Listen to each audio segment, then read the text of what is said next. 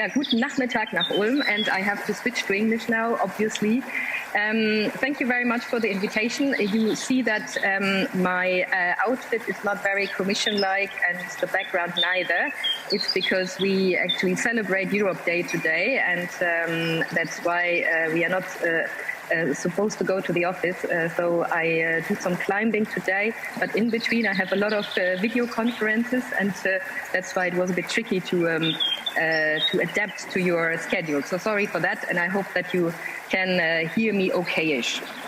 So I do something today which is very European Bauhaus-like, which is reconnecting to nature. This is one of our 4 axes that we have identified as focus areas in the European Bauhaus.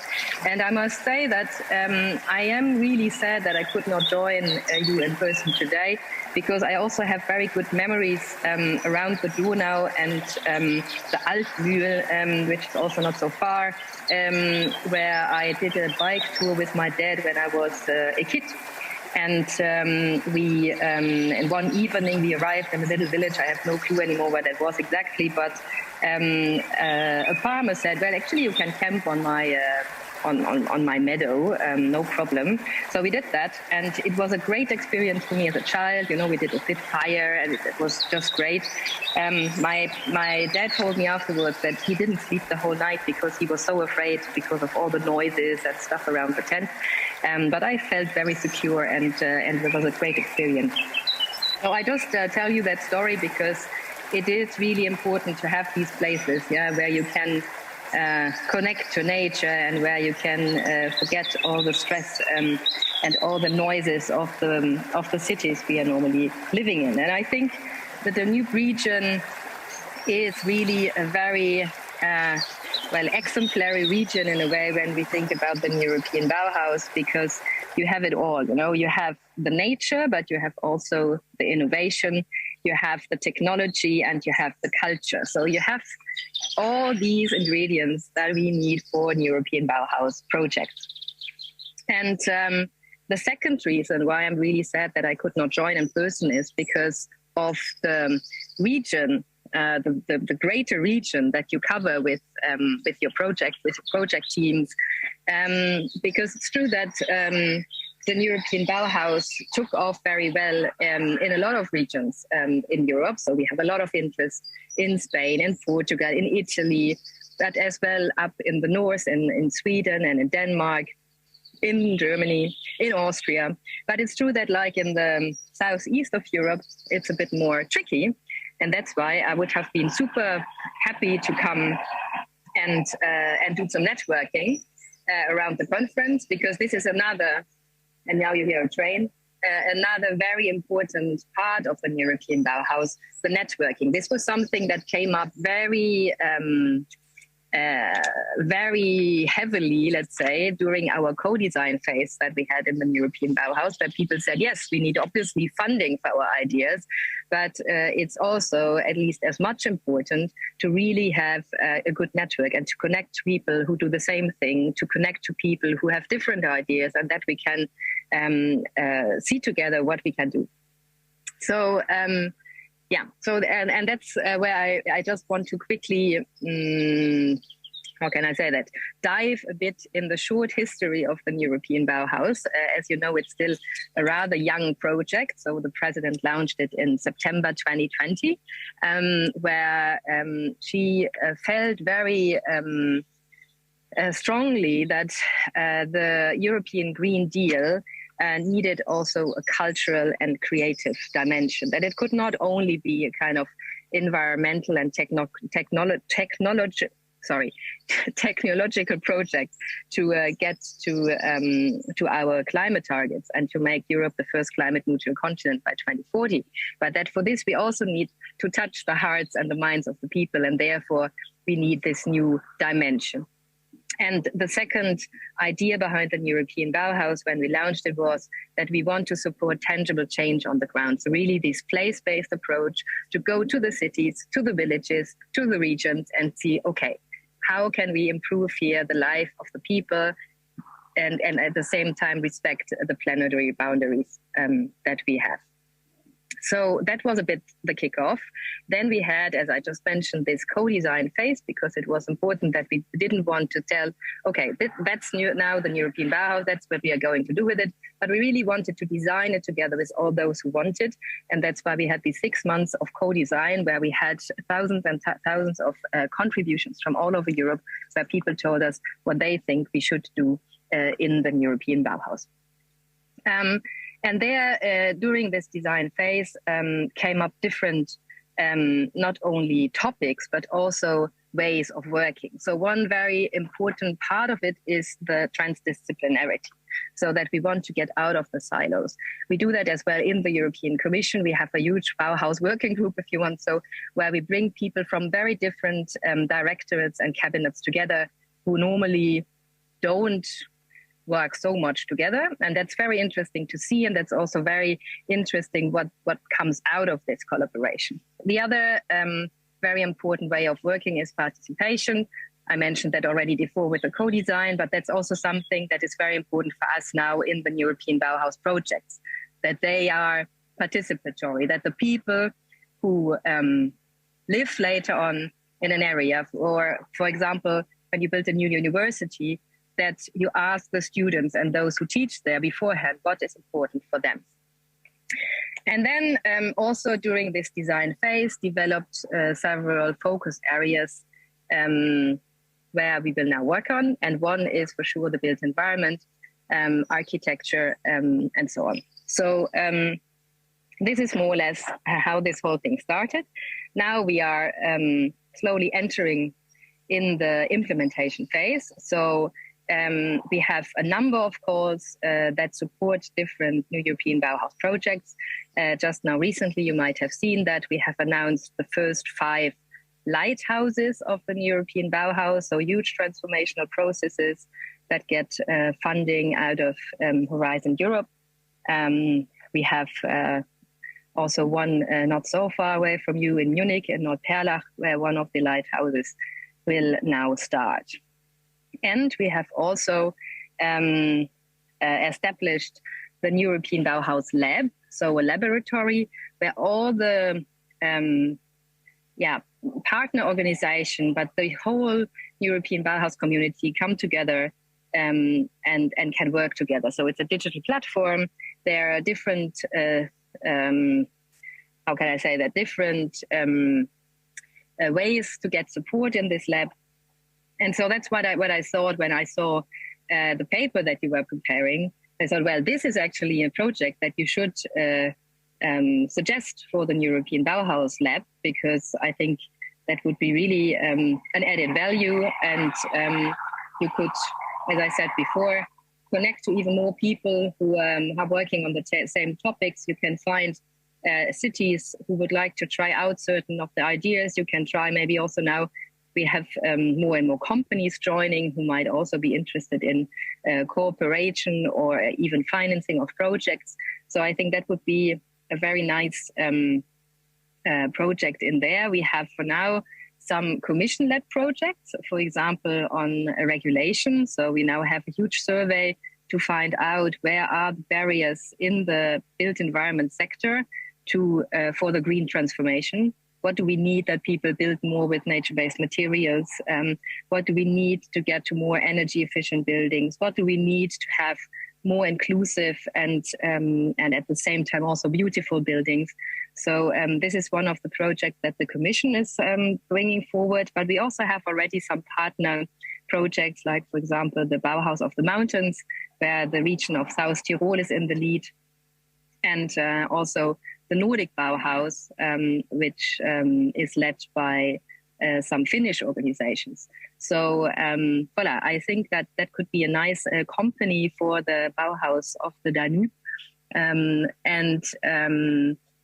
maybe just one last thing, which is at the heart of the European Bauhaus, which is that we said, well, we want to go there where people need it the most. So that can be in a city, to go to a neighborhood that is less fancy, or that can be in a region to the area of the region which is really remote and where people struggle to have the infrastructure that they need to be able to live there. But it's also obviously now in Ukraine and in the neighboring countries, where thanks to one of our high-level roundtable members, the Japanese Pritzker Prize winner Shigeru Ban, we now help to build shelter for refugees.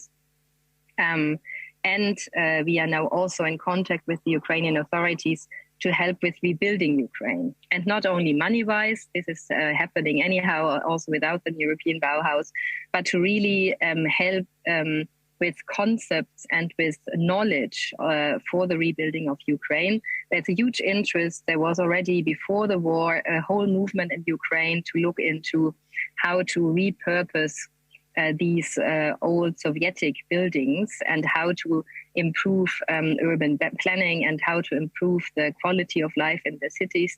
And so this is now a huge wish that was also expressed by President Zelensky to our President Ursula von der Leyen when she was in Kiev some weeks ago, to really have this exchange of knowledge and expertise and also good examples. And here we can help with our community. So, for example, in Denmark, there has been a project that developed wooden elements for social housing, which is relatively cheap and relatively easy to build. So this might be something that could also work in the Ukrainian context. So this is also something that I just wanted to tell you, and to tell you if you have any ideas there, if you think that you have projects, expertise, knowledge that you think might be useful in this context, that also don't hesitate to let us know, and we will then take you in this project as well. Well, I think I will stop here.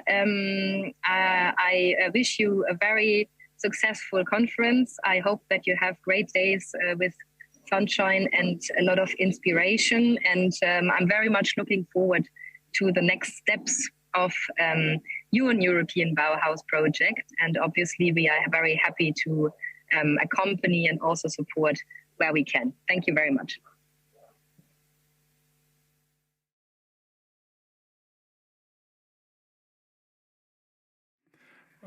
As chairman of the Foundation Board, I would like to welcome you very warmly. How is it that we are on a meeting at the International Danube Culture Conference here at the historic HfG for a workshop on a new Bauhaus? It was in October 2020. Mrs. Reichstein told us about the history of the new European Bauhaus when the President, Ursula von der Leyen, proclaimed the new European Bauhaus. But there's one quote from President von der Leyen which is important in my opinion. She says, and I'm quoting, "But this is not just an environmental or economic project. It needs to be a new cultural project to Europe." This is a very important statement of the President. And this, end of quote, and this comprehensive understanding of design leads us directly to the historic Hochschule für Gestaltung HfG Ulm. The guiding principle of the founders of the HfG was the social responsibility of the designers. It was fundamentally about helping society to overcome the problems of the traditional consumer society and to permanently secure its living condition in harmony with nature and the environment. It was about shaping everyday life. This was understood in a comprehensive sense as a cultural task. Last year, the HfG Ulm Foundation therefore initiated a project that focuses on the new European Bauhaus's goals of a sustainable, aesthetic, and inclusive development of society in the Danube countries. The new European Bauhaus on the Danube. We are pursuing this project together with the European Danube Academy, with whom we have entered into a longer-term partnership. With the new European Bauhaus on the Danube, we want to organize a forum as a platform for the discussion of necessary transformation processes in planning and building in the Danube countries, in urban as well as in rural regions and areas. Due to its variety and diversity in economic, ecological, and social terms, we believe that the Danube region is particularly well suited for the implementation of the new Bauhaus and of the new Bauhaus ideas of the European Union. And last but not least, the Danube region has been one of 4 macro-regional strategic fields of action of the European Union for quite some time. Of course, this conference, our talks, are overshadowed by the confrontation with the daily pictures of bombed cities and villages in the Ukraine, devastated areas, destroyed infrastructures, and the crimes against the civilian population. Is it time to talk about transformation in planning and building through design at a cultural conference, when especially in our European neighborhood, and Ukraine is a direct Danube partner with 3 regions, a destructive transformation through war is taking place? The answer, in my opinion, is twofold. The design of our spatial environment, the way we plan and build, has a decisive influence on the sustainability of our society. The urgent need for a change in the way we live and work and the search for solutions is overdue. At the same time, we know that no matter when and how this war ends, it will take an unprecedented effort to rebuild what has been destroyed in a humane and sustainable way. It will require not only financial and organizational efforts, but also mental and conceptual ones. A challenge that will concern all of us in Europe.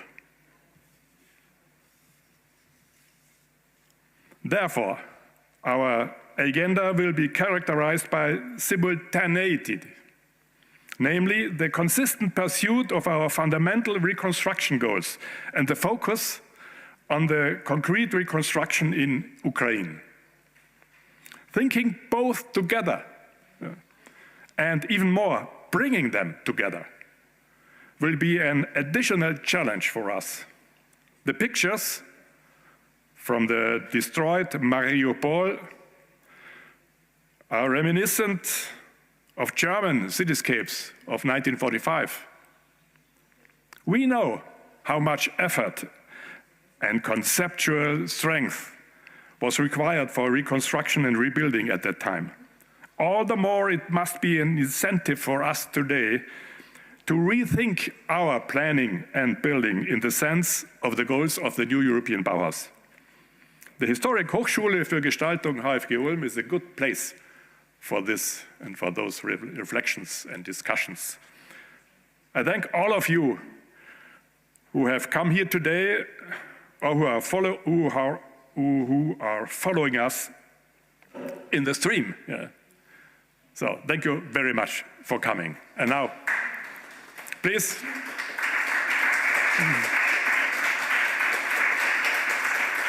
Now welcome to Director Peter Lange from the European Danube Academy. Thanks. You are welcome. It's your turn now. Thanks a lot, Alexander.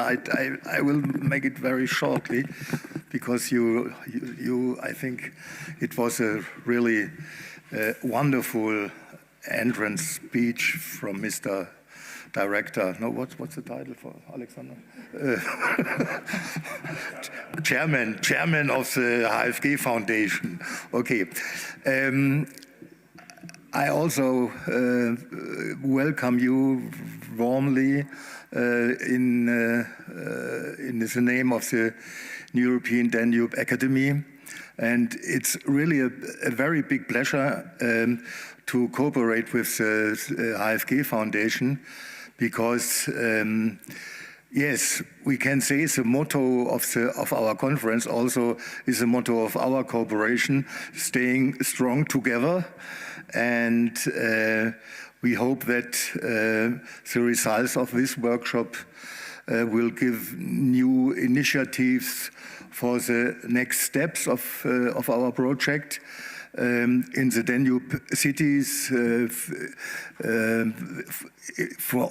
the Danube cities, for example, at the lower Danube in Romania and Bulgaria, and so they are really in the frame of city design and city development. There are many challenges for such a new European Bauhaus initiative on the Danube.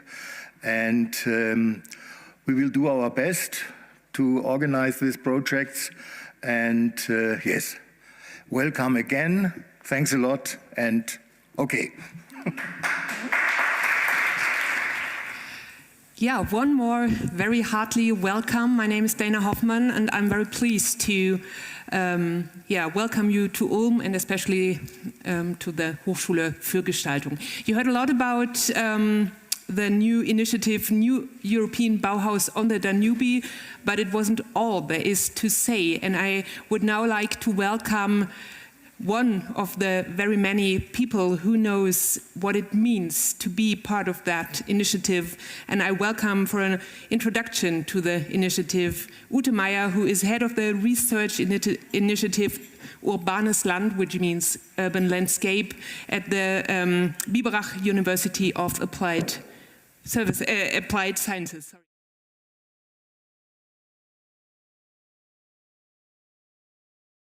Thank you, Dana. I don't know, I'm super equipped with stuff here. Welcome from my side. I will keep that very brief because I would rather have the main time for the panel. As we are here in 4 or 5 representatives of the initiative that has slowly grown. I'm going to welcome you later. So you heard it already, New European Bauhaus is a joint initiative from HfG Ulm, from the Danube Academy, and from us, Urbanes Land. Oh dear, I thought that would... No, doesn't do it. So just next. Okay, that's fine. Well, that's a problem. I have to approach it because I can't read it. I have to read it to you. Actually, I wanted to bring, at the very beginning, before starting actually to introduce a couple of our issues, I wanted to start with a quote I read recently and I really, really love. It's from Anat Singh. She's an anthropologist from the US based. And she wrote in a book, perhaps counterintuitively, slowing down, to listen to the world empirically and imaginatively at the same time seems the only hope in a moment of crisis and urgency, although it's counterintuitively. And I just, when I came across it, I thought that was so fitting in a way for like our spirit, and Ilinka is nodding at me, and I feel that's basically, that could be a subtitle. Can we have the next one? Okay, yeah, you heard about these guys, the very old guys at the Bauhaus in Dessau, and then the HfG Ulm crowd. And then the initiative on a European level now, and I heard with great interest, I got to say, and I promised to follow up on this, Ruth Reichenstein's emphatic, offer to show her more of our concepts and to really approach her bilaterally. Alexander, I think we really need to do this. So this is a glimpse into the initiative, how came it across. Alexander called me last year with the suggestion, shouldn't we do something about the new European Bauhaus? Shouldn't we do something on the Danube? And then looking into his networks and into my networks and our growing networks, actually we succeeded in the meantime to assemble quite a few like-minded people who I really enjoy in the meantime meeting over, I was about to say over and over again. It's not over and over again. We've met a couple of times, but it feels like friends, feels like growing friendship. And we're going to have 4 of them today on the panel, introducing themselves, coming from different countries from the Danube region, each of them equipped with their own take on the Danube issues. We are in a planning realm now. We've heard a lot about culture this morning, and culture is a broad issue. This workshop and our initiative is not about new buildings, like adding new architectures, but about transformation of already existing spaces into resilient solutions. So can you have the next? The fields, I might read that to you, or you might also briefly glimpse at it, and I shorten it a bit. What is the new European Bauhaus? Alexander and I, we talk about what could we actually show, because we do not have a real project yet, so I don't have any buildings to show you or any concepts for buildings or competitions or anything, and that's not the point. The point is that we, first of all, we think we want to be a think and do tank, not only think but do. We want to be a network, really, and share our ideas and experiences. We want to be bold. With Balint is somewhere here in the room. He's going to be on the panel. You said this morning to me, you said there's so much more to do. Architects are underperforming. We should get much more involved. We should be much more bold. We should be much more political. So that's basically our spirit. So what we've been doing so far is we started to create that network, collect a couple of people who actually think that way, and we want to bring that forward. And at the end, actually, when we're done with the panel, I'm also going to show you very briefly what our next concrete steps will be. We do share an intense belief in identities can only be overriding. I mean, there are individual identities, there are diverse identities, as we've heard, but it needs a sort of new commonness and shared ideas and approaches to build the post-fossil and peaceful, hopefully, world. So if we go a little bit further on, there now comes a series of landscapes. And that thing that I mentioned before has a very nice definition of landscape, saying landscape is always an overlap, an overlayering of human-made conditions with non-human-made conditions, and that's a landscape definition for her. So these would be infrastructural landscapes, and the next one would be water-made or ecological. You might, in parts along the Danube Valley where I haven't been yet, unfortunately, might as well still count as natural landscapes. Or next one, this is very important, landscapes, quote, landscapes, in an ongoing process to become obsolete. So this is something obviously in addition to landscapes of infrastructure or natural landscapes that's intensely going to interest us, being architects and planners and coming from that realm, because there's so much built already. And we will certainly very intensively ask the question, what can we actually do with it? How can we either help these areas to become useful and not obsolete again, and in what sense, and what does it need, and what role can design play there, if we can have the next one. And periphery interests us. We are not so much about beautifying inner city areas, which might be very beautiful already, and tourists come and go, and I think everybody in the room knows what I'm talking about.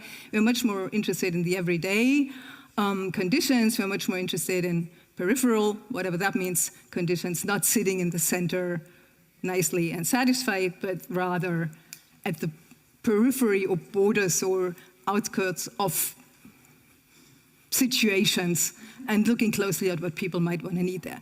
So these could be, thematic issues, and if we go a little bit further, we have also, as I find, a couple of mental anchors, which could be discussions in planning that for me, and we haven't explicitly talked about it, but I feel like the initiative is sharing these ideas. So this is an image about the land issue, that wasn't a, sorry, Julia, the land issue. We consume much too much land. Nicely to be seen in this picture, growing settlements all the way down along the Danube Valley, and as if to remind us at the bottom of that slide,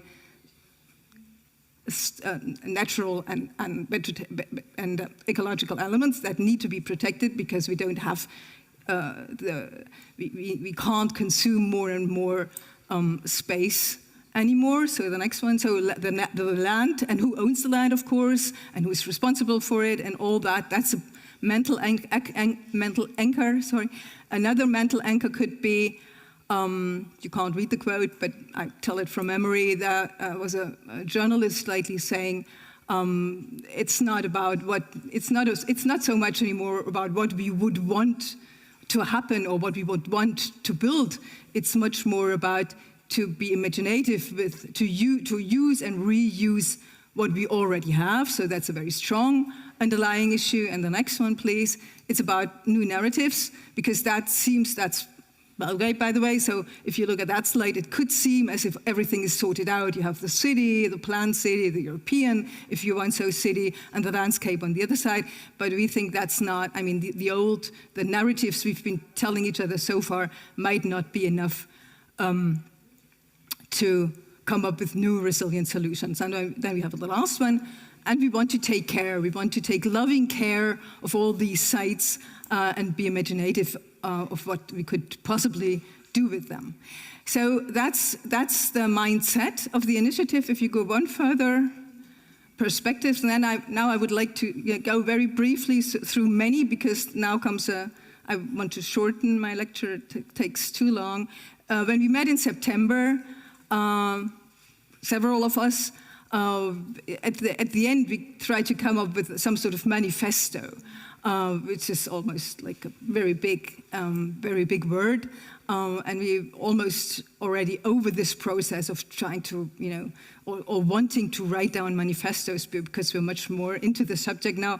So I really want to go through these briefly, and I'm not going to read them, only a couple of them. For example, we said it's a think and do tank. I mentioned that already. It's uncompromising and consistent.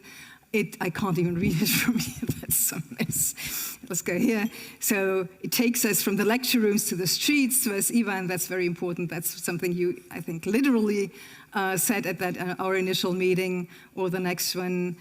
It tests normal learning, whatever that means. All these images in the back are taken from Google, I got to tell you, so that's exactly also a glimpse into the everyday conditions. As I said, we want to collect and sharpen shared knowledge, or we want to be the missing link, because between academic knowledge, local knowledge, and new needs, maybe. We want to use utopia as a method, not as an output. That's also a Cucina quote. And we ask, what's the question anyway? So I think if you just go on, and the next one is the new European Bauhaus is home and habitat. I think you get the idea of what this is all about. We are very enthusiastic and very passionate about going new ways, and we really want to have influence. I would want to skip that. So let's maybe leave it at this. This was supposed to be sort of give you the frame of what we could possibly work with. As I said, after the panel, I'm going to answer the question, what's next? But before, I would really love to invite my friends by now, I guess I can say, to the panel.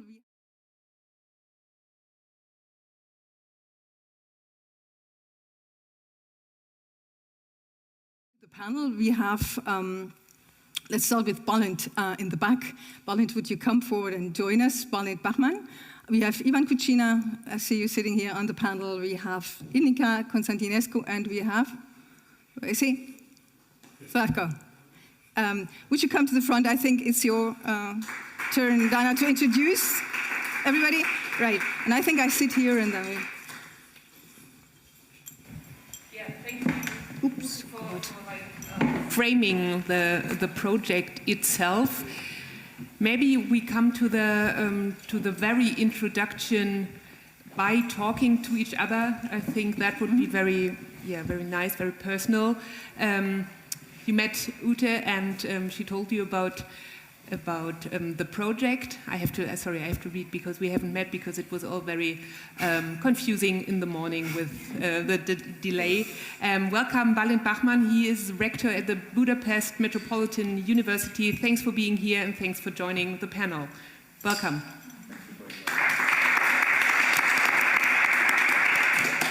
Ilinca Constantinescu, that wouldn't be the right pronunciation. I'm very, very sorry, I'm not so firm. She works crossover from urbanism to visual arts and many other subjects. She lives in Bucharest. Also to you, Ilinca, very welcome, and thanks for being here. Okay, now I need help, because your name would be the hardest name I ever read. How would the right pronunciation be? Zrauku. And the last name? Kozins. Zrauku Kozins. Okay, well, at least I tried. He is co-founder and co-creator of Iskriva. It's a private non-profit organization in Ljubljana, Slovenia, as you might know. Welcome, and thanks for being here. Please give a hand. And last but not least, it's Ivan Kutina. He's an architect and expert on, we would say, Balkan issues. Would that be right? And he's based in Dessau mainly, right? But moving all around the world in the Danube region. Give a warm hand to our last guest, Ivan Kutina. And Ute will guide you through the panel. If you have any questions, please don't hesitate to raise your hand, and Ute will see you. And for all the people joining us from wherever, in the office, on the couch, I don't know, during holidays, please leave your questions in the comments of the live stream you're watching right now, and I will pass on your questions. Now, enjoy the panel discussion, and again, give a warm hand, please, to Ute Meyer. We thought we'd do it in that way, methodologically. We asked each of the 4 participants to prepare a brief introduction about your work and your take. Ivan is going to start, then I think it's Balint to be put, and then we put Ilinca and Zdravko as 4th person. So I would really love you to go through your brief introductions. Maybe if we can manage that, we have a very brief reflection on it, like afterwards, so that it's not going to be a lecture. Like, we enjoyed last night so much and we had so much fun. Let's just continue this on the panel. But Ivan, if you want to start with wherever, you can either do it staying there, and they're going to, well, you're going to see the slides there, and I think you have to wave at Julia anyway because the pointer doesn't work. Nick or wave or make yourself, or if you'd rather stay there, feel free. No, I can speak from here. I just need a slide. Yeah, it doesn't work. You have to give Julia a sign. Okay.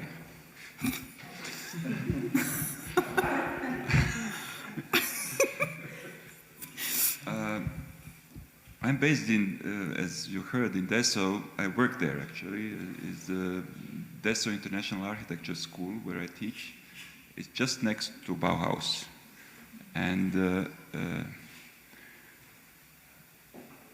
when the new Bauhaus project appeared, new European Bauhaus appeared, it was kind of, for me, very familiar thing, because when you see the Bauhaus building and when you know it, the whole history in a daily basis, you know, you see it differently than if you just suddenly hear, you know, that somebody is reminding. And it was the time when the Bauhaus century had to be celebrated in Germany around 2018 that actually pushed me to rethink the whole concept of architectural well-being for the future.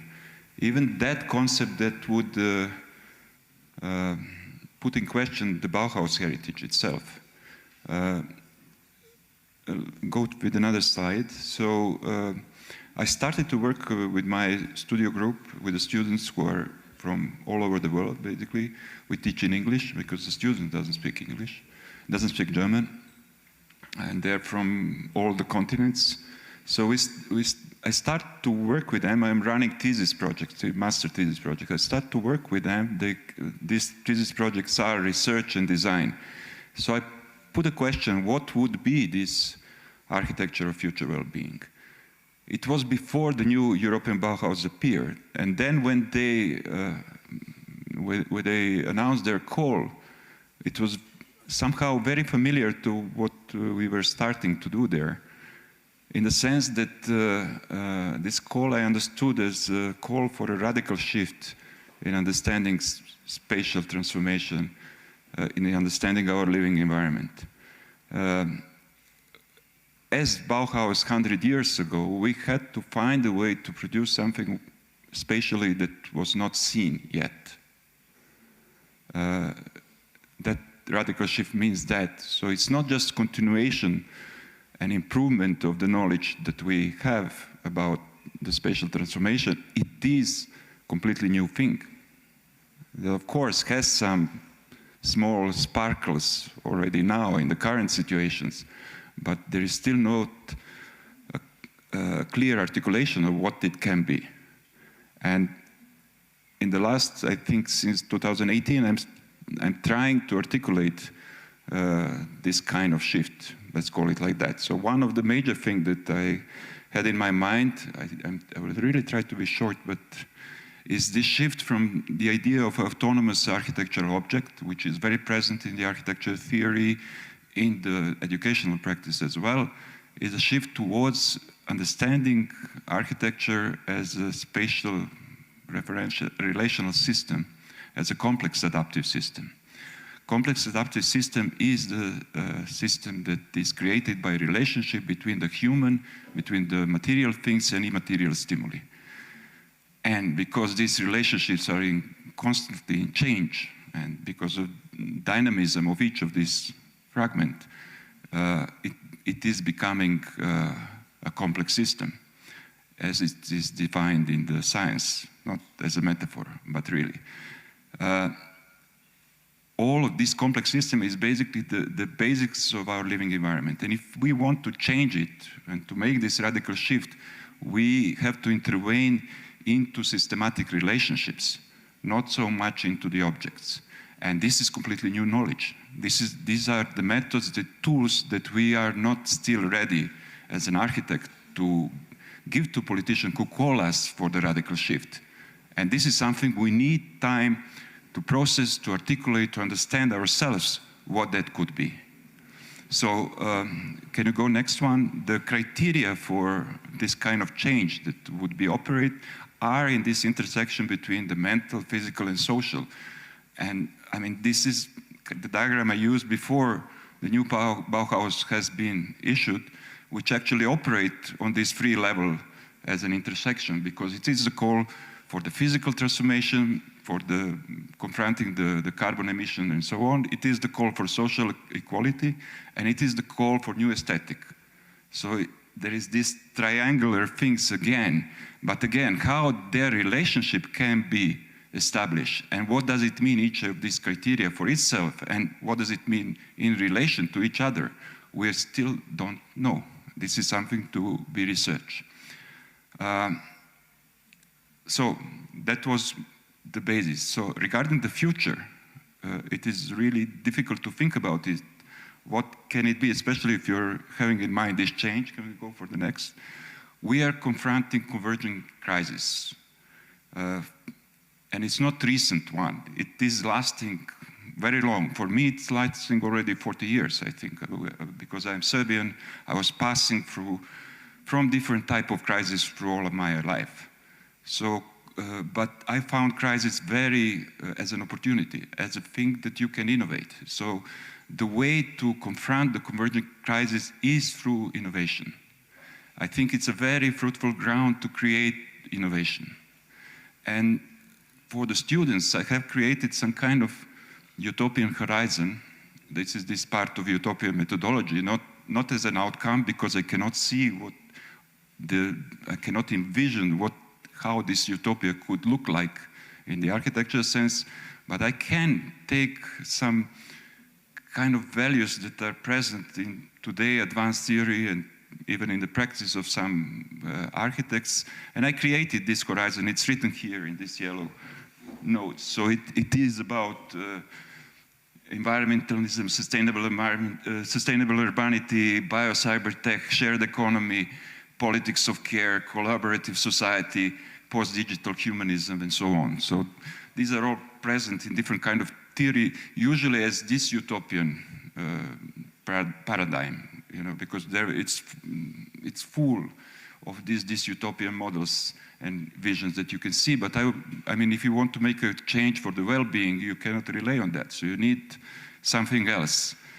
And then, based on this utopian horizon, you can speculate about different constellation of the future. And some things are changing more quicker, some things are changing very slow, some things are not changing at all. So these relationships, it's always different. And you can try to navigate and try to understand some kind of a relationship.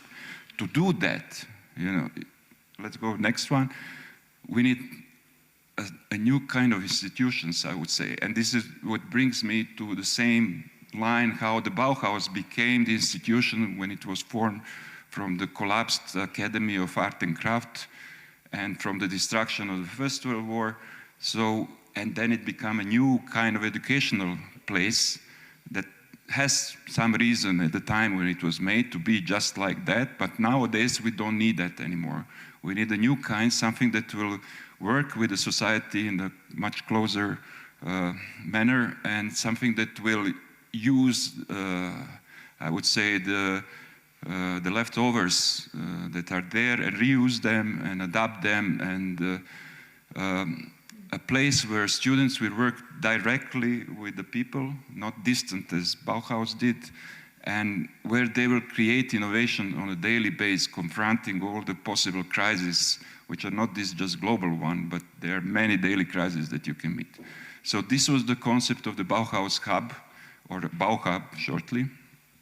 That is a place where, can I go for the next one, where students would live, where they would learn, and they will have daily meetings with the community they're in. And we created a lot of this type of projects. So the idea was to possibly have a network on the global scale. So, for example, you can imagine studies where you would travel one semester in one place and stay there 3 months, the next semester in another place, and maybe after 10 places you get some graduation diploma if it's matter. And the places are always refreshed by the new people who are coming, new students and new teachers. So it's active constantly, not by the same group of people, but it's refreshing itself constantly. So it became learning by doing mechanism, almost like perpetuum mobile. It's a constant learning and constant doing and constant improvement of the living environment of the place where it is settled. Let's go to the next one. And then the Danube region came as almost a perfect kind of territory for developing of this network, because it already has a history that connects this diversity that exists there. And it has a need, you know, it's not completed, it has a need for a social exchange that will help us to improve individually, I would say. So it has a need to redefine its common. And to do that, I start to make the index, and we can go next, of the criteria to self-evaluate our own projects. So you can imagine that it could, for example, we could sit somewhere, we could create this hub, we could start working with the people, with the students, but then what do we do? I mean, what is it based on? So I use my own experience to work with the students in different projects that I was active before, and start to make the index of this criteria, which is not completed, of course, it's just the beginning. I would invite everybody to add what they think is important for the future change, and not only this kind of attributes and action, the verbs, but also the elaboration of them to explain what each of these could mean. So I would start our project by making this index. And once we had the website, we could activate it and then slowly start from many different viewpoints to fill up it, trying to understand our own kind of value system before we start doing anything. That's it. That's it.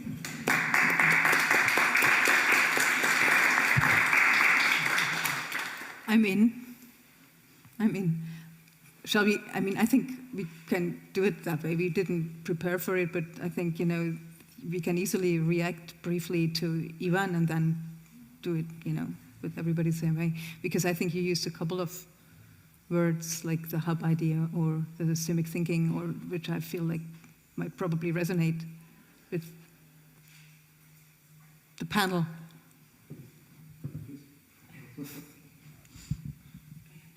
I don't know. Give it a try, I think, yeah. First of all, I have to tell you that it was very, very inspiring, and I would really love to read those words over and over again and connect the concepts that I found there with spaces and with places and with and I also found in all of the speeches that were so far in Alexander and Ute, this idea that actually loads us all with a kind of responsibility that, of course, that was felt during the Bauhaus era as well. But we really need to understand through the filter of what you said the kind of current responsibility that is in a way gentler and more community-oriented. And of course that the Bauhaus movement has at its core the social aspect that meant making everything accessible for all categories of people, and that had at its core the idea of collaboration with all the fields of arts. But now this idea of collaboration, especially in what we are planning to do and how we see the realities in Romania, and not only they imply a much more expanded collaboration that goes through so many fields, and that involves as a sine qua non condition working with communities and with real life conditions. And this was very inspiring also in all the selection of pictures that you've shown, and that reflected that there was such a collage of these small scale realities in this wide context of Danube, and I think this is what makes this project so special.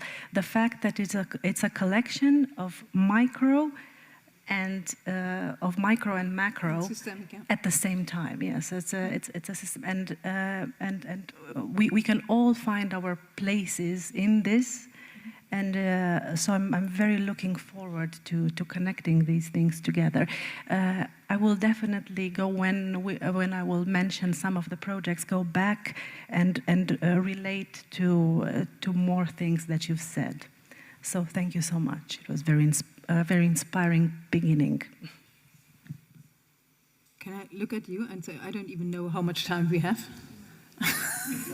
I've completely lost. We just do as we plan. I've lost it. With the flow. Marleen. I mean, maybe, yeah. Well, No, I'm with you. It's. I agree. Yeah, in the same line. Thank you.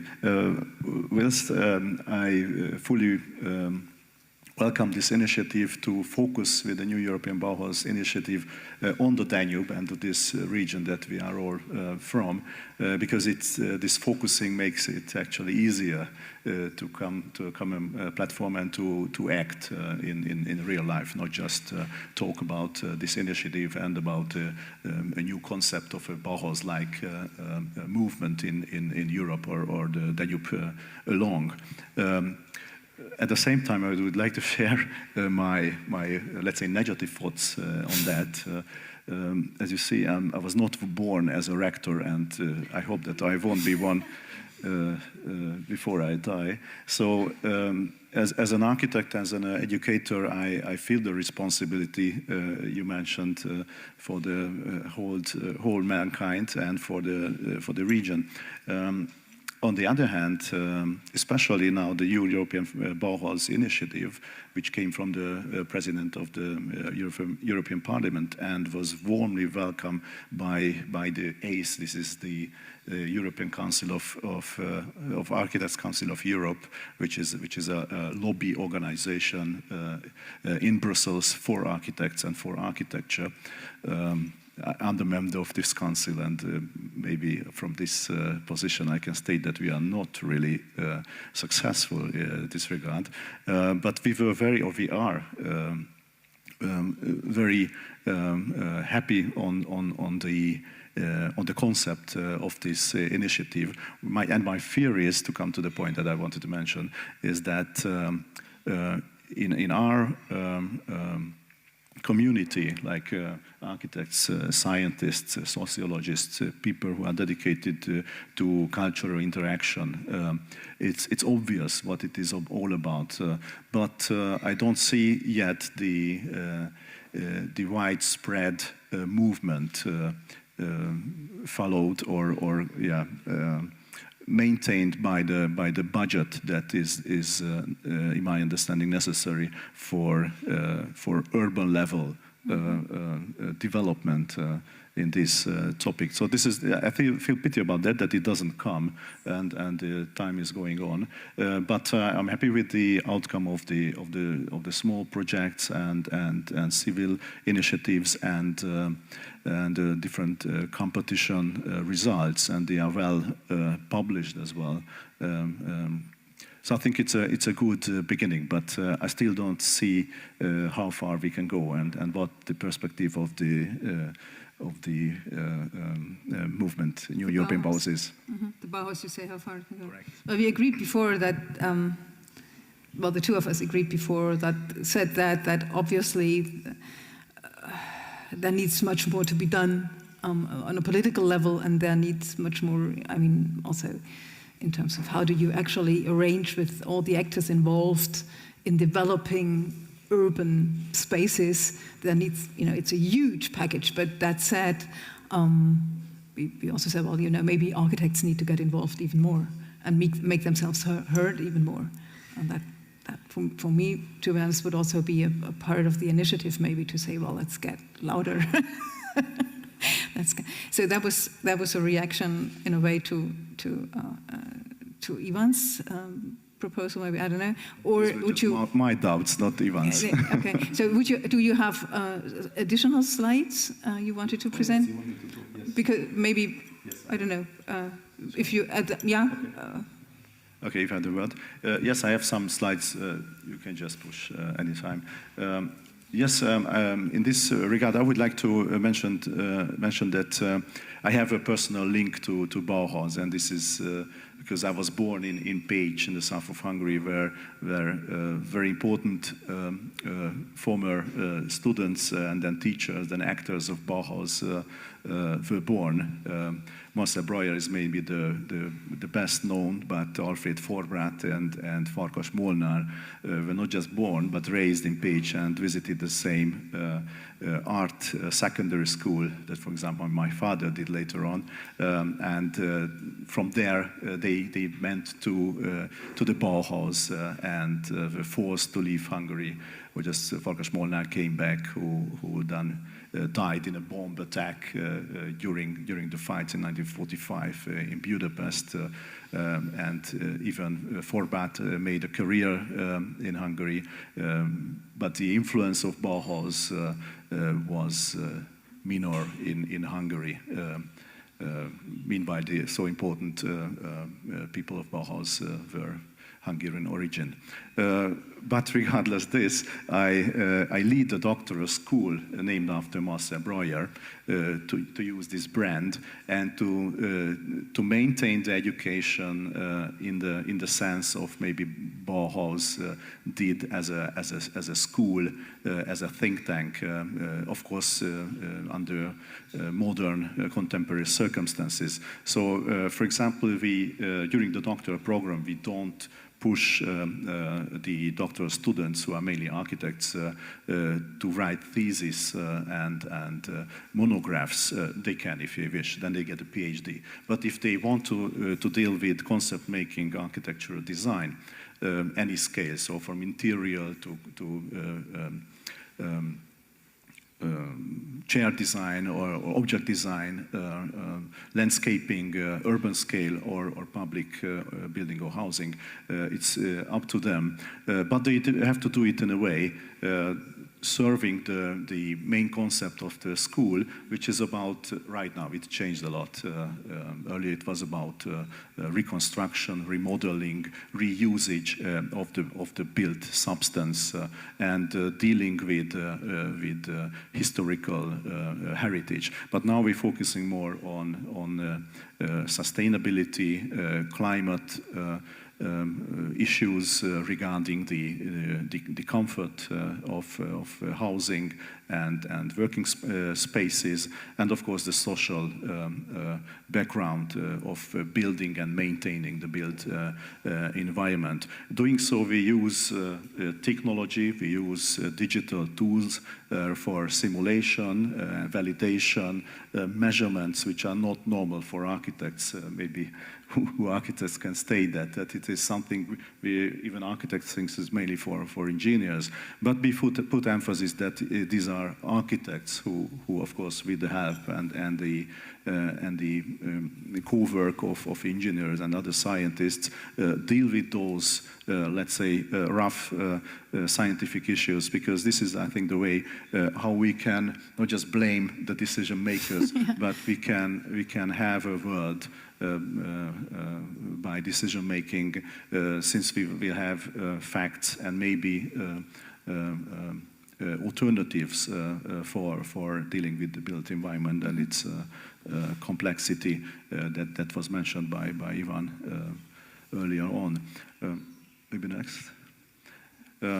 Just some images that our students dealing with. This is maybe not that well known, but Forbat during his Bauhaus years made a concept of a boat for not for living, but mainly for interacting, maybe for studying, working, and one of our former doctoral student, now a colleague of mine, redesigned, remodeled this ship, and I think it reflects very much on what we are talking now about European Bauhaus on the Danube, and about the concept of this doctoral program. If you go further.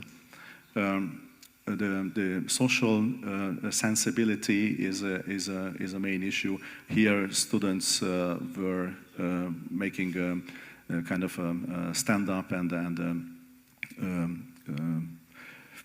how to call it, flash mob about to make people aware of the problem of poverty in living conditions and of the homeless by using some left materials, building walls for home. Or dealing with in this case it was not the Bauhaus, but it was op art, which is famous artist Victor Vasarely was again page-born, has his museum there, and students reflect and react on the heritage of op art and it's a hands-on studies. If you go further, we will have another one using crafts like, I looked it up at the dictionary, it's called comma weaving. Our interpreter will correct me if it's not like Korbmann.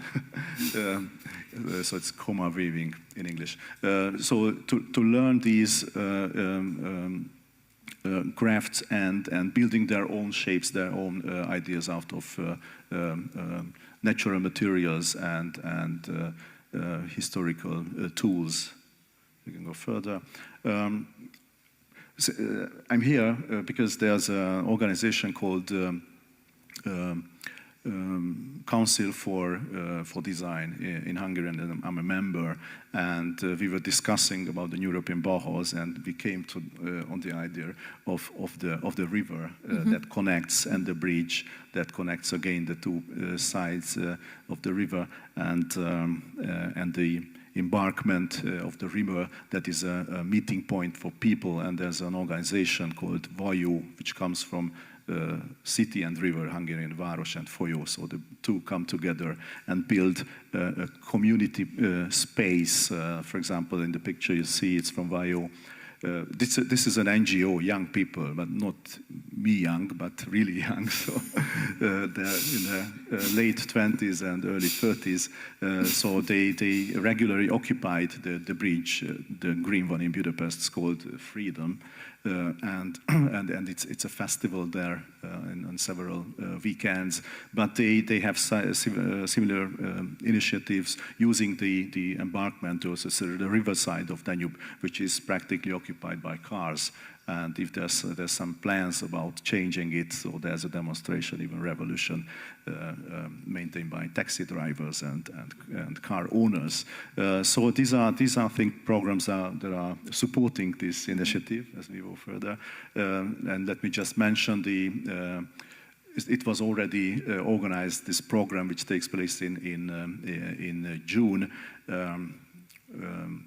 Relating and focusing on the issues that New European Bauhaus on the Danube in October here in Ulm formulated, and inspired by that, there will be a whole week event occupying this embankment of the Danube. And if you go a little further, these programs are organized, they will be maintained, and the participants will be young people, secondary school pupils and students, and all the programs are designed for them. So these are not lectures or other boring ways of communication, but to let them participate and come up with their own ideas. So I think it's a very good initiative, and that's why I very welcome all that. And what I told before, my skepticism is just for my age. Thank you. Thank you, Walid. I mean, there's obviously a huge possibility for networking all the way through, right? Because I'm just looking at it and say, well, we didn't even get around in exchanging that, and COVID and all, but next year maybe we would know these things earlier on, or I know you're always doing that and Ivan knows it, and we can sort of try to, bring things together. Any reactions to this? While you are thinking, maybe to sort of bring things together, we had the plan to discuss about pressing issues, and we also had the plan to talk about, does it make sense to think of like a shared identity along the river? I have the feeling we need not address these questions per se, because we're talking about the two issues all the time anyway, right? So I would, want to keep that format that, we bring in later on Ilinkas and then Zdravkus, and then we, in between we talk about. So do you have any reaction maybe, or what you could sort of hook up to what Balint said from your perspectives? Maybe it's working. Catch up on the phrase that you can read there, and I think it's very appropriate for the placemaking, and I think for the Bauhaus already. I see the written philosophy in practice. Now, in a way, it always struck me, why two things maybe, because I'm not an architect, landscape planner, I come from a totally different background, but I'm quite intrigued by it. And the thing that was intrigued, and I think we sort of mentioned it, or we're having it somewhere in behind, it was a movement, right? It's not a theory. So I think that emphasizing that, gives a lot of this, philosophy in practice. So it goes beyond industrial, it goes beyond technical, it goes beyond technical innovation, may I say so. Because if there were one of the, I would say, objectives or the guiding principles that led the Bauhaus, it was the new attitude. It had a very disruptive approach to it, not only in technological sense. And connecting to the words spoken by the representative of President von der Leyen, I think that we need to pay a lot of attention what she said, that it is a supporting vehicle for let's say technological transformation. We need technological innovation to improve our lives, but per se that cannot for sure lead to what we're saying. So, and it is a very tricky thing when you apply attitude, values and stuff. They change culture to culture. And is it Bauhaus the one that now reflects this spirit in this time and age? It was a different time and age when the original movement started, and it was solving some different issues, maybe same, but on a different level, on a different complexity. Now we're facing even more complex society, even greater challenges, and I think that is one of the important things that we would keep in thinking about Bauhaus. It is also touching values, philosophy. It is, and how do we approach that? So I think that we should be careful not to use the same methods as we may be using technological or like in maybe technical or maybe more natural science development. This is a different thing that we're touching, and putting those two things together, I sort of see it like a yin and yang. They cannot be a total without both of them. But in essence, they kind of sort of want to displace sometimes one another. And I like this one, and I really think it is important to keep in mind that it goes beyond technological. And then the challenges start, the layers that we have to keep in mind. Do we have the tools available? Is it fit for action? What we have available methodologically, as Ivan said. So maybe we don't know what it is, but I think it's more important that we know the objective we want to reach by it. And maybe that could be partially, I think to keep in mind. So if we have a goal in mind, we develop our instruments, our approaches accordingly. It's not, oh, I invented this, and now I'm pushing it into the theory. Is it fit for action? So maybe that is a consideration worthwhile having always constantly in mind. That what reminds me also of our video calls, in a way, what you're saying now. That reminds me also of the thoughts we were sharing when we were talking online, because you always make the point that it's, the goal is the one thing, but then also to come up with an idea about the process, how not to experiment with something, but keep in mind that you want to implement it somehow, so that you find people who are willing and have an idea, have a motivation to then carry it further on.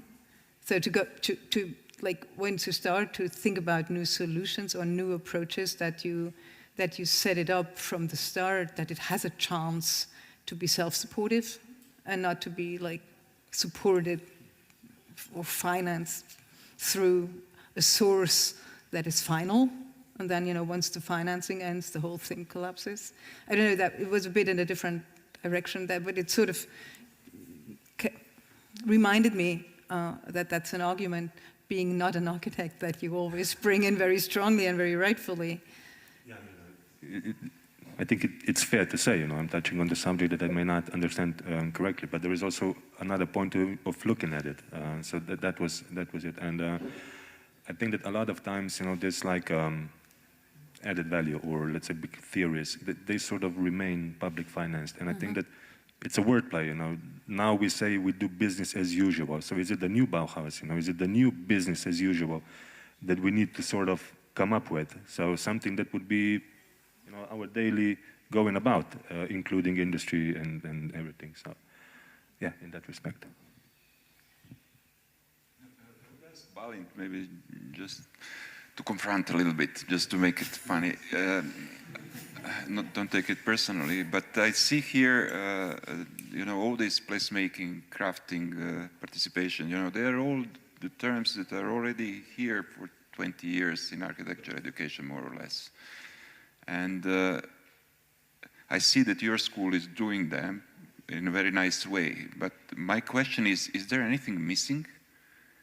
You know, why we do not manage to articulate that as a new program, you know, that would be worldwide accepted and taken, you know, what is missing in this thing, you know, that is important for the future, that we don't know how the future will look like, you know. These were just examples from the past, what's going on related to some centenary or whatever. But I think the form of maintaining workshops, different people coming together. There are some of the organizers listed. That is one of this is it's in Hungarian, but this CAKE means Contemporary Architecture Center or something else. You must know them. Those are the real young ones. Yes. So they know and they do on their own these programs that think could bring people together from different parts of the society and workshops, such events where it's sunshine, some riverside, and the interaction between these groups are working well. And maybe there is that what is missing right now. Meanwhile, I think that still something is missing, is the part of the society who are the decision makers, and they don't take part in these events. So it's nice to have, and I wouldn't blame any of the politicians of this day's event, but this is difficult to involve the real decision makers who have so many options and so many links, so many issues to be taken in consideration, making the decision. I think it's for us, let's say the creative, or however you want to call us, we are not on the right track doing so. And yes, this is missing. And it's missing from that program as well. That's my now we conclusion, because we are invited from the top. I think it's happening the first time since the Second World War, you know, from the top political elite, you know, to offer them something. Rediscovered us. And we are not ready, you know, yet. So we get help from Ilika to get ready now, I think. You know, I was referring to this title of the whole conference, not our workshops, staying strong together, you know. We were never been strong. Most of us, I mean, maybe Germany, you know, so it has to keep itself, but most of us have to become strong, you know, so maybe so how do we become strong, you know? This is a process, and this is, you know, some task for us, not for politicians, you know, I would say. But that's really Ilinka's keyword, I think. If you, just to... Shall we? I think that's a good point for you to start. Well, yes, well, of course we're not ready because it's such a different paradigm and we don't even know exactly what it is, especially from where I come from. And I can really see that there are these cultural, completely different realities and clashes at a point. And when Ute said that you are very interested in peripheries, this made me smile because we come from Romania, from the cultural periphery of the Danube, and not only, but maybe, I was just thinking, inspired by the poetic words of Ivan, that maybe it is also, can be regarded as a place of sediments. So maybe we can withdraw. I think it's a good point for your slides also, because that, I think it fits very nicely in here. Can we wave at Julia? Oh, okay. So the reason that we are here, Laura, Papa, Flora, and I, is that Alexander and Ute invited us after having visited the Venice Biennale, where our project, Shrinking Cities in Romania, was presented in relationship with another project that's called Away. And this project was about a current reality that is very harsh in Romania, and that is about migration. So the Romanian pavilion this year was about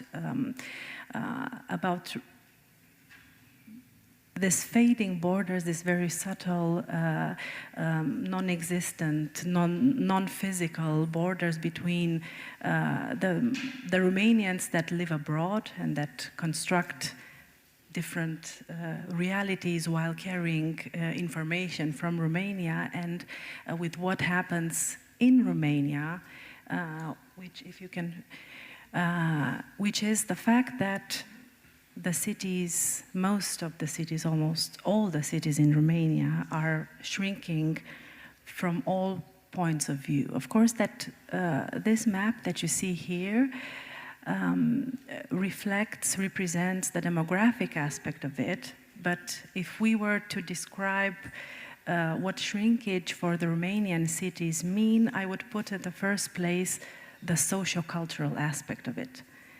And I would put then the physical aspect of it, meaning what is built and what is unbuilt, what is used and what is not used.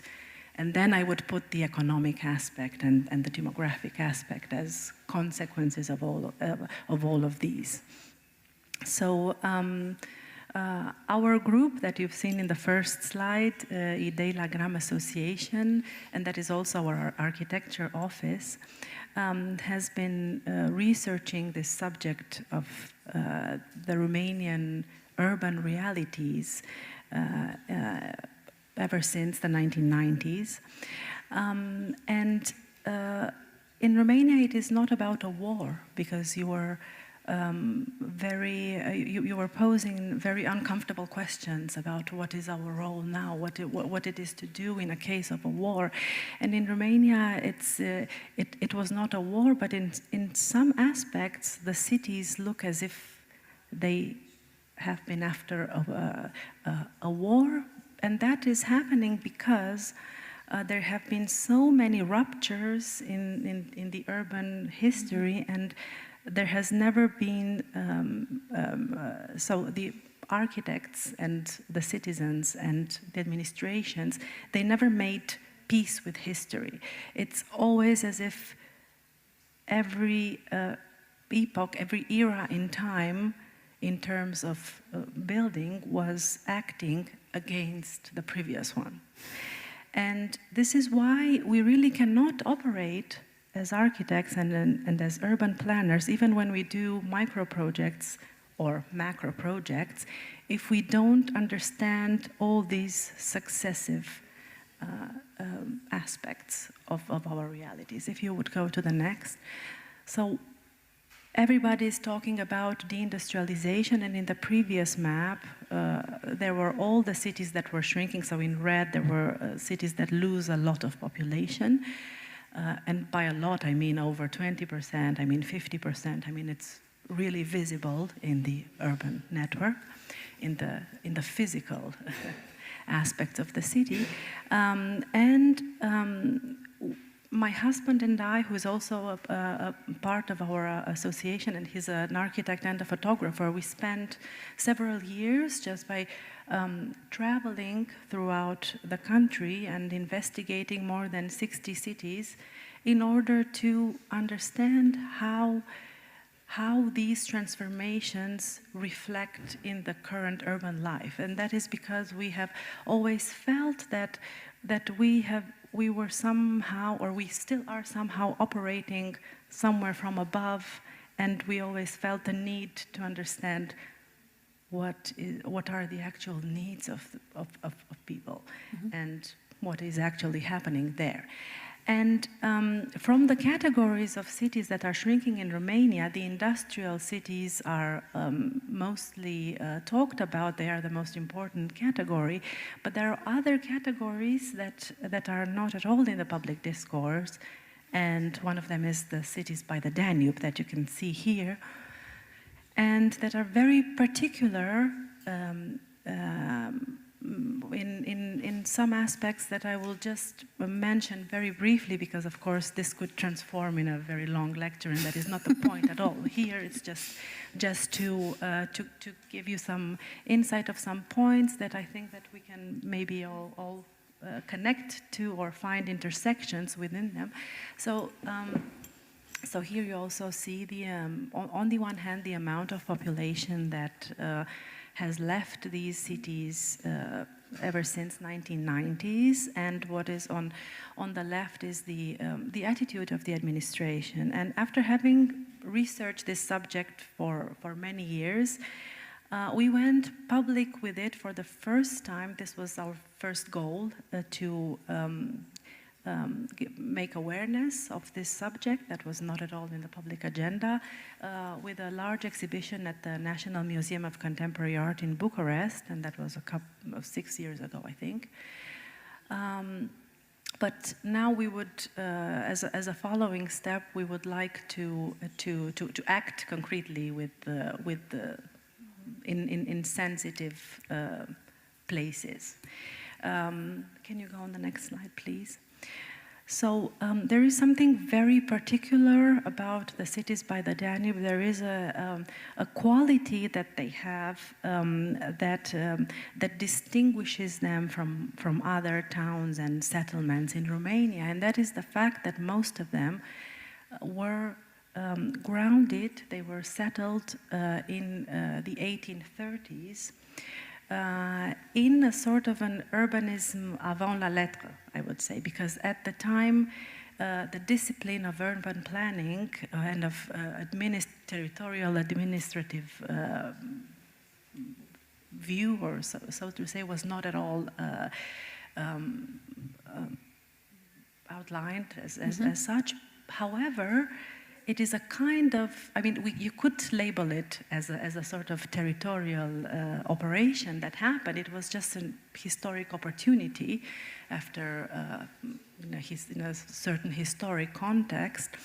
But what is very particular that the layout of the cities included public spaces that meant a modernity in the urban tissue that was not typical at the time. I mean, real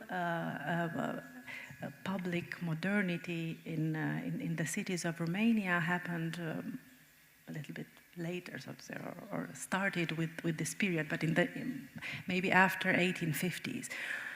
And that is a quality that they still possess today. Then, during the communist period, because they were all ports by the Danube and they could be means of escape, the relation with the Danube was denied. And this is an aspect that has not been recuperated, I don't know, until today. Can you go to the next slide? And at one point we were very preoccupied with this, with what role does the Danube play within the city. And this is just a simple scheme that shows the city center and the harbor and the waterfront and the Danube. And within our trips, we found that although the Danube is present in the mental collective, it is very much missing as a physical public place in the public life in most of these towns. Can you go to the next one, please? And last year in Venice, at the Biennale, because this time the exhibition was still about awareness, but it was more dedicated to architects than to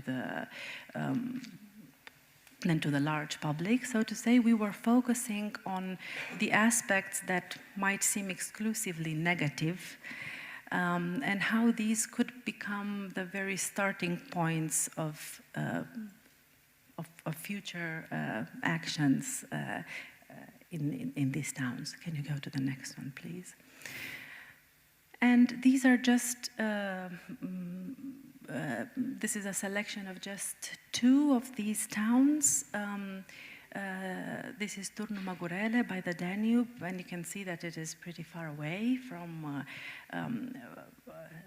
the Danube, and that people have spontaneously started to use the waterfront as a beach. But it was just a spontaneous act.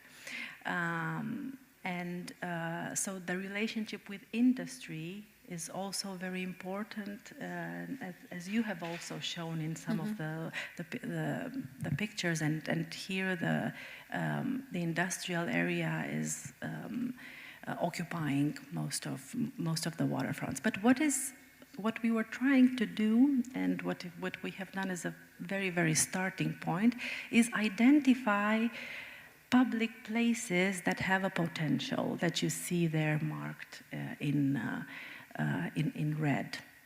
And in blue are places where there have already been done some actions from different initiatives. Can you go to the next one, please?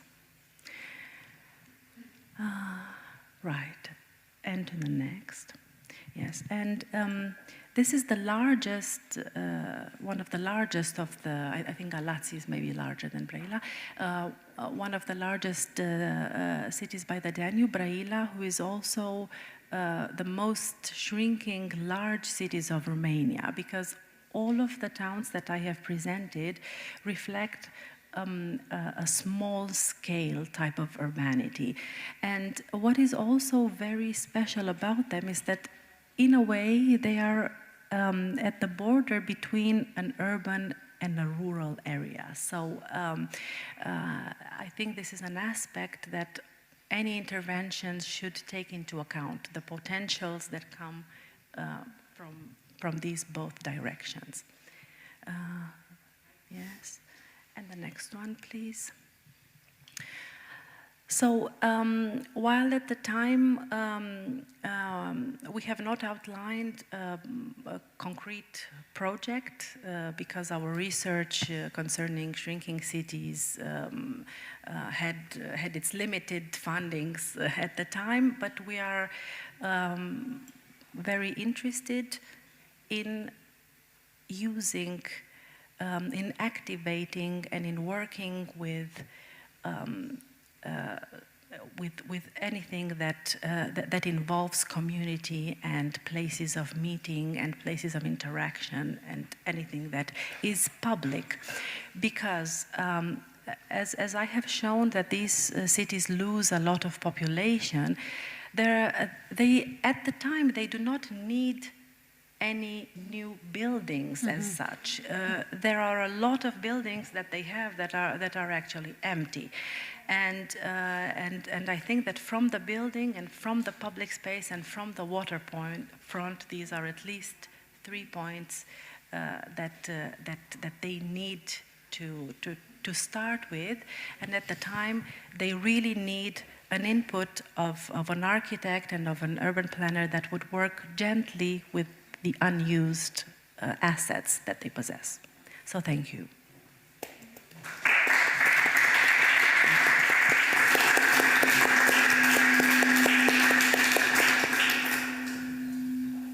Your turn, guys.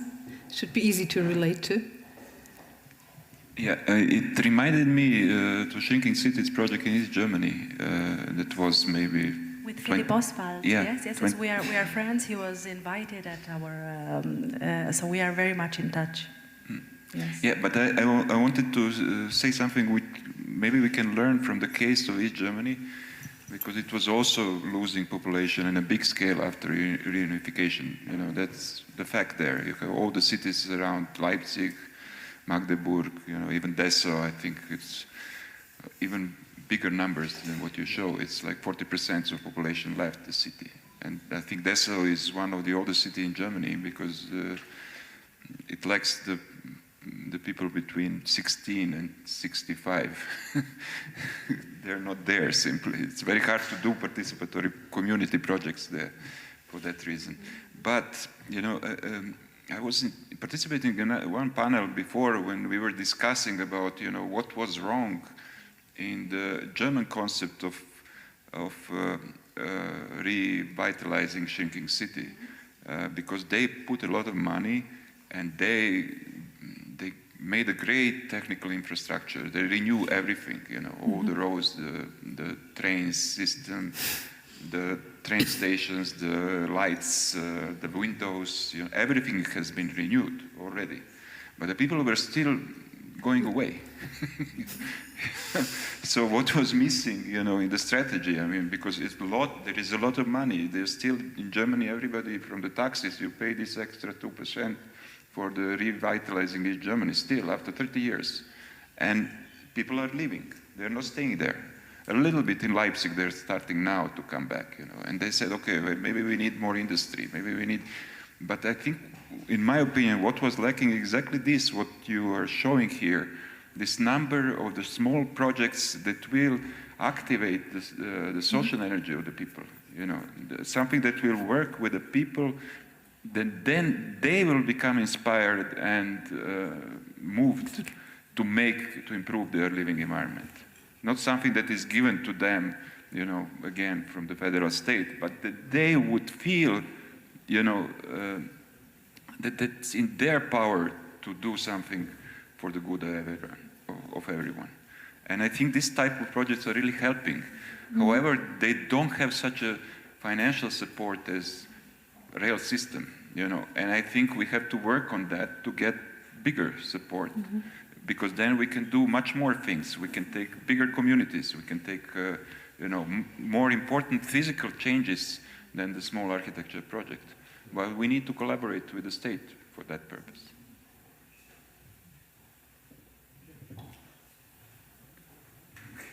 Go, sure. Sorry. Thank you.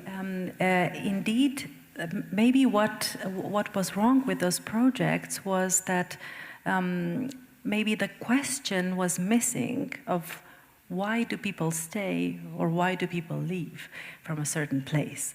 And of course, then when you ask them, people will never tell you exactly the truth because sometimes they don't even know it. And what we have learned from other projects where we have been working with the communities for 10 years is that these are answers that you might find out only when working together with them. And I have, we have some good friends from Studio Bazar, they are called, and they are maybe the pioneers of working with communities in Romania, and they always stress out this word, never work for communities, but always work with communities. And this might seem such an obvious thing, but it is actually not when you really need to do that and to implement that. Maybe just one thing. I just returned the last week from Veszprém. Did I pronounce it correctly? Veszprém? Veszprém, okay. It will be a cultural capital of Europe, right, in the 2023, and the topic was on cultural tourism and the archaeological tourism. So cultural, you know, really the historical aspects of it.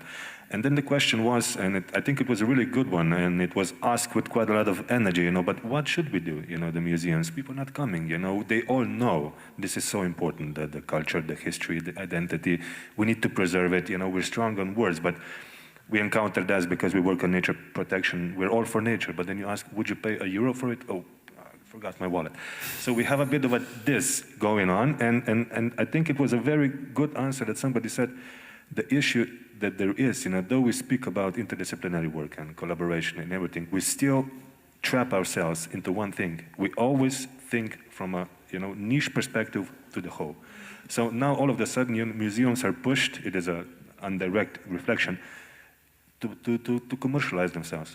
They're not experts in doing that, you know. So I think we are creating a lot of also sometimes confusion, that there is not still enough of this, I would say, interdisciplinary work in terms of are we following the same objective, as I said earlier on, you know.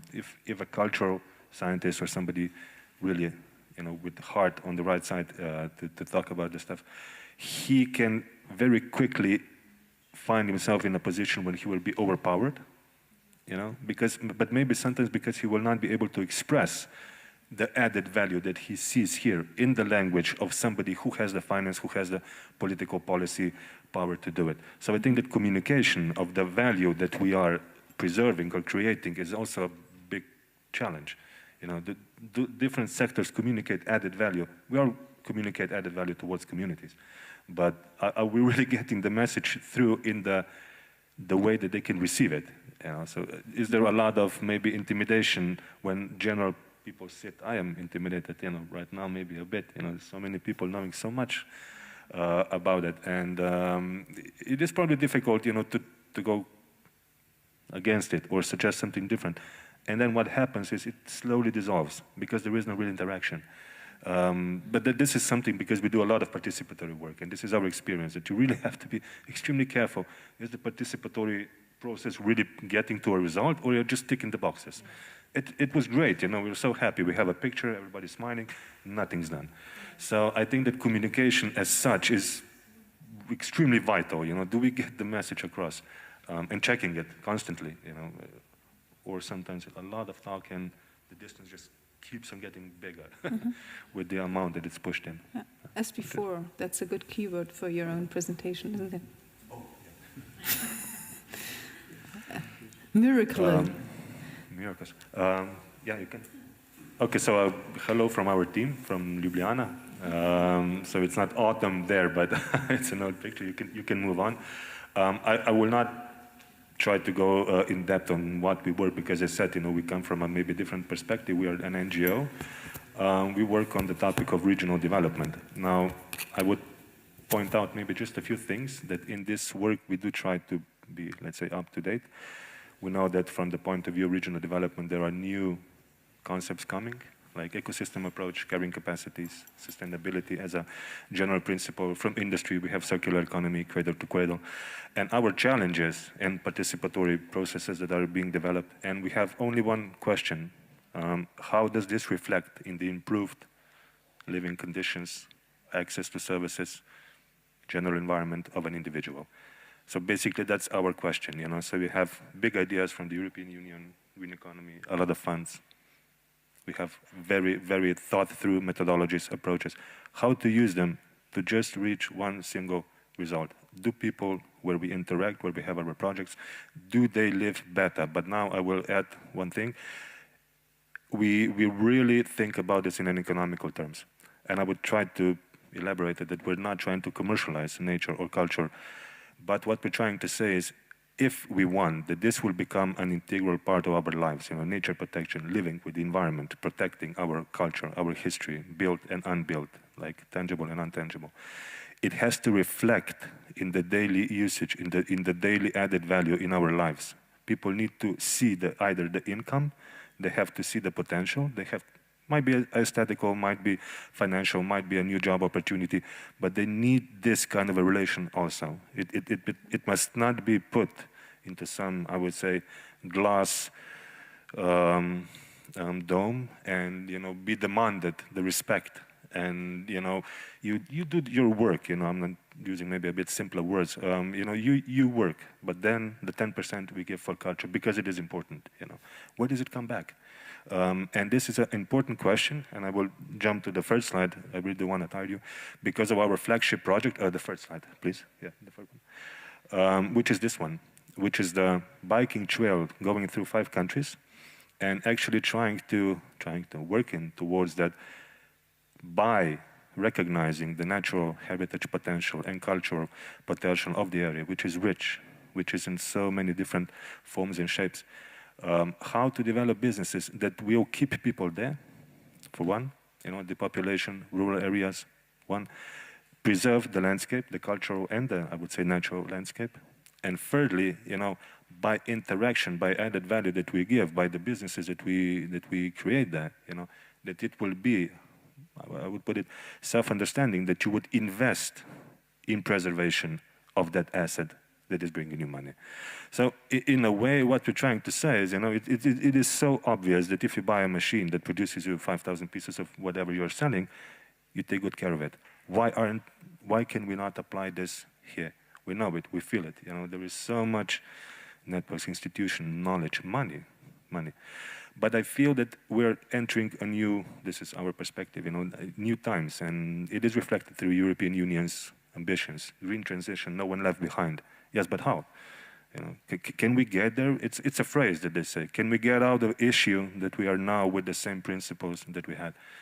It is time for refining, I think, those tools. Refining them to the time that we're finding ourselves in, refining them to the micro area that we're trying to develop, or where we try to apply the tool, the development tool that we are bringing.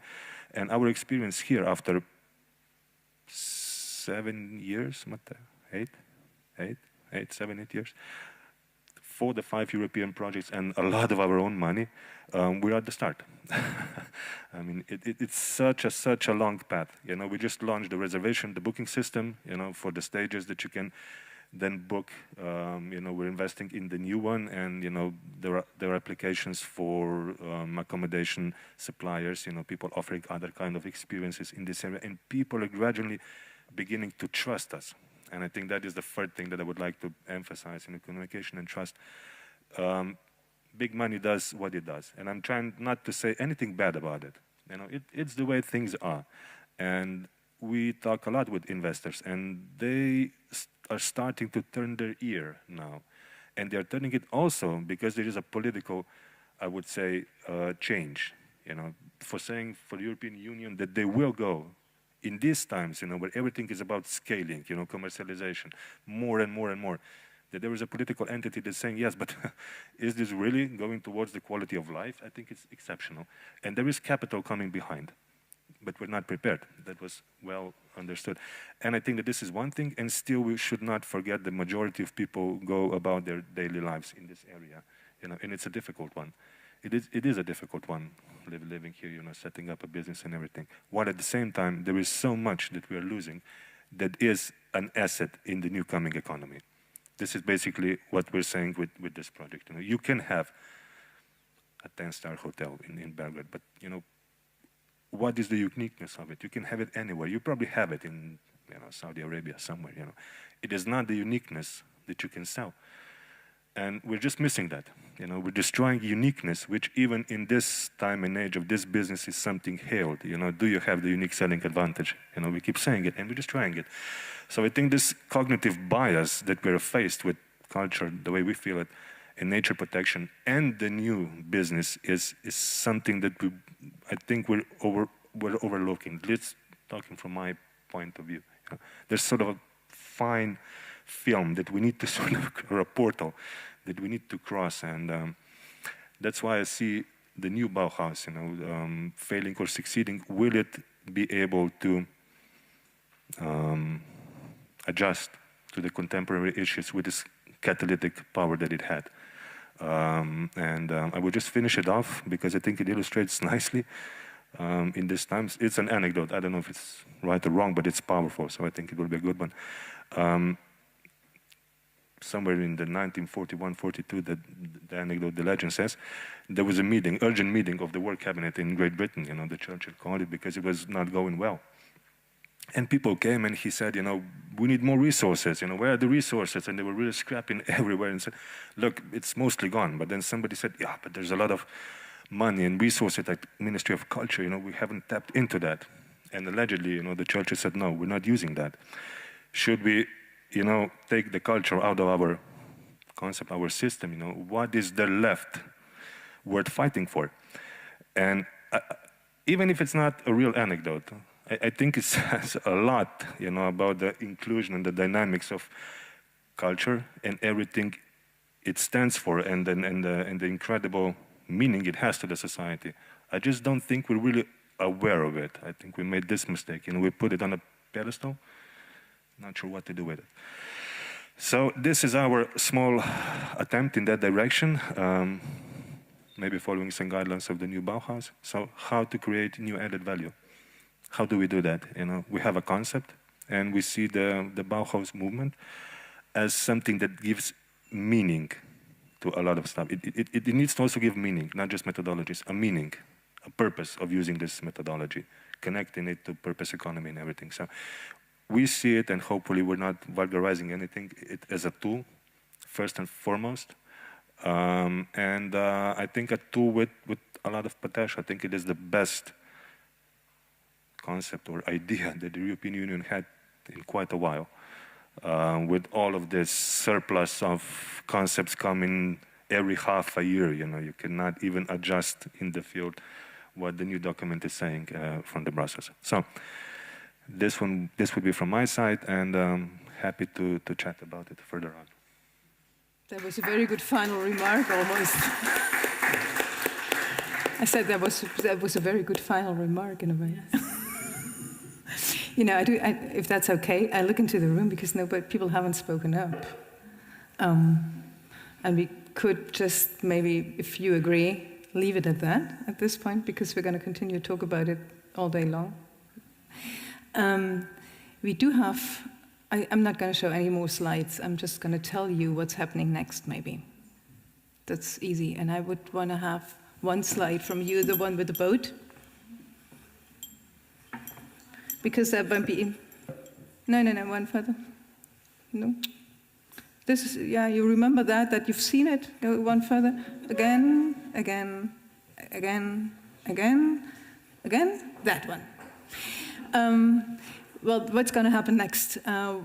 Immediately, two things are going to happen. We prepared a little document in English and in German. I think it's sitting at the exit, isn't it? I don't know. Yeah, so you can take it with you. Basically, the ideas of the new Bauhaus on the Danube are written down there, things that you've heard today. Contact is missing, probably. But it's the Danube Academy and the initiators. But so take it with you, reflect on it, feel free to connect to us. This is one thing. Next thing is you have these, you have come to a workshop. So this means you have to work. Yeah, before you get soup or whatever. So two things are coming up for you. You have all these nice papers on your seats asking you for 3 locations, basically. One is my favorite location, along the Danube, of course. That's easy to answer. Everybody of you is going to have one favorite spot that you would want to share with us. You write it down. And my team and I are going to stand on the wall and help you pin it where it needs to go, because if you push it, the whole thing is going to fall apart. And we don't want to fall the Danube region apart. So please ask for our help, and we help you stick it on, and hopefully the whole wall is going to be crowded with these notes.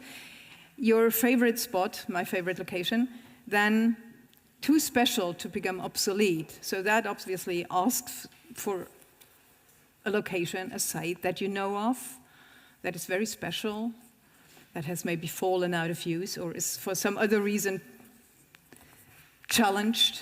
Share that with us. And then we have the third one that I really like, that's the crazy one.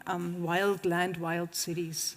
The most crazy spot, location, event, whatever you know along the Danube. Please do that. And while you think about it, I'm going to tell you and fill it out already to, hurry then to lunch. What's coming next? Actually, 3 very concrete things coming next. One is we are all about to start a website. We have had a competition among students at HfG Gmünd. Dagmar Richter was here. She had to leave already, so under her control and colleagues' controls, there was a student competition about setting up an interactive, pretty crazy website, because we don't, as you have started to understand, we do not have huge projects to share, but a lot of ideas and crazy thoughts and things and stuff and images and whatever.